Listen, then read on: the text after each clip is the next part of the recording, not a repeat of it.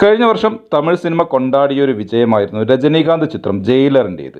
നെൽസനാണ് ഈ ചിത്രം സംവിധാനം ചെയ്തത്. പേട്ടയ്ക്ക് ശേഷം പുതുതലമുറയിലെ പ്രേക്ഷകർക്കും രുചിക്കുന്ന തരത്തിൽ രജനീകാന്തിൻ്റെ താരമൂല്യത്തെ ഉപയോഗപ്പെടുത്തിയാണ് സംവിധായകൻ ജയിലർ ഒരുക്കിയത്.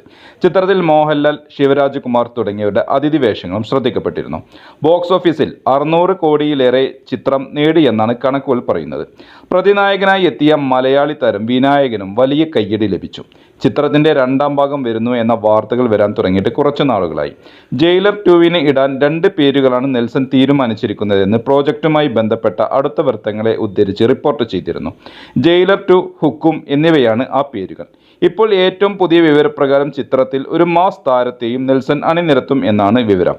തെലുങ്കിലെ സൂപ്പർ താരം നന്ദമുരി ബാലകൃഷ്ണയെയാണ് നെൽസൺ ചിത്രത്തിൽ എത്തിക്കാൻ ഉദ്ദേശിക്കുന്നത് എന്നാണ് ചില തമിഴ് മാധ്യമങ്ങൾ റിപ്പോർട്ട് ചെയ്യുന്നത്. ഇത് സംബന്ധിച്ച ചർച്ചകൾ സജീവമാണ് എന്നാണ് റിപ്പോർട്ടുകൾ. അതേസമയം രണ്ടാം ഭാഗത്തിൽ മോഹൻലാലിൻ്റെയും ശിവരാജ് കുമാറിൻ്റെയും അടക്കമുള്ള കഥാപാത്രങ്ങൾ ഉണ്ടാവുമോ എന്ന് അറിവായിട്ടില്ല.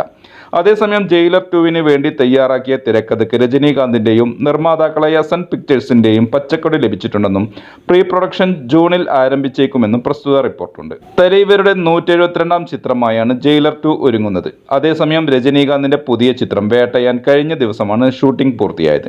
ഒരു യഥാർത്ഥ സംഭവമായി ബന്ധപ്പെട്ടുള്ള മുഴുനീള എന്റർടൈനർ ആയിരിക്കും വേട്ടയൻ എന്നാണ് പുറത്തുവരുന്ന അഭ്യൂഹം.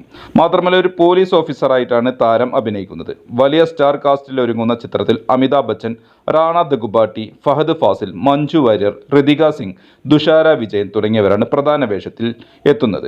അനിരുദ്ധാണ് ചിത്രത്തിന്റെ സംഗീത സംവിധാനം നിർവഹിക്കുന്നത്. ലോകേഷ് കനകരാജ് സംവിധാനം ചെയ്യുന്ന കൂലി എന്ന ചിത്രത്തിലാണ് രജനീകാന്ത് അടുത്തതായി അഭിനയിക്കുന്നത്. ജൂൺ 10 ഇതിന്റെ ചിത്രീകരണം ആരംഭിക്കുന്നത്. അതിന് മുന്നാടിയായി താരം ഹിമാലയ യാത്ര നടത്തുന്നതായി റിപ്പോർട്ടുകൾ വന്നിരുന്നു. രജനീകാന്തിന്റെ സ്റ്റൈലും സ്വാഗും തനിക്ക് ഏറെ പ്രിയപ്പെട്ടതാണെന്നും താരത്തിന്റെ വില്ലൻ ഭാവങ്ങൾ കൂലിയിലൂടെ വീണ്ടും കൊണ്ടുവരണമെന്ന് ആഗ്രഹിക്കുന്നതായും ലോകേഷ് ഒരു അഭിമുഖത്തിൽ പറഞ്ഞിരുന്നു. ചിത്രം LCUവിന്റെ ഭാഗമല്ല. സിംഗപ്പൂർ, ദുബായ്, USA തുടങ്ങിയ രാജ്യങ്ങളിൽ നിന്നും ഇന്ത്യയിലേക്കുള്ള സ്വർണ്ണ കള്ളക്കടത്താണ് ചിത്രത്തിന്റെ പ്രമേയമാവുക എന്നാണ് റിപ്പോർട്ട്. മലയാളത്തിൽ നിന്നും നടൻ ദിലീപും ഈ ചിത്രത്തിൽ അഭിനയിക്കുന്നെന്ന അഭ്യൂഹങ്ങൾ പുറത്തു വന്നിരുന്നു. എന്നാൽ ഇത് ഫേക്ക് ന്യൂസ് എന്നാണ് കിട്ടിയ റിപ്പോർട്ടുകൾ പറയുന്നത്. കൂലിക്ക് ശേഷമാവും ജയിലർ 2 ആരംഭിക്കുക. ലോകേഷ് ചിത്രം എന്ന് പൂർത്തിയാവും എന്നതിനെ ആശ്രയിച്ചാവും ജയിലർ 2 തുടക്കം. ഈ വർഷം അവസാനമോ അടുത്ത വർഷം ആദ്യമോ ചിത്രീകരണം ആരംഭിച്ചേക്കുമെന്നാണ് വിവരം.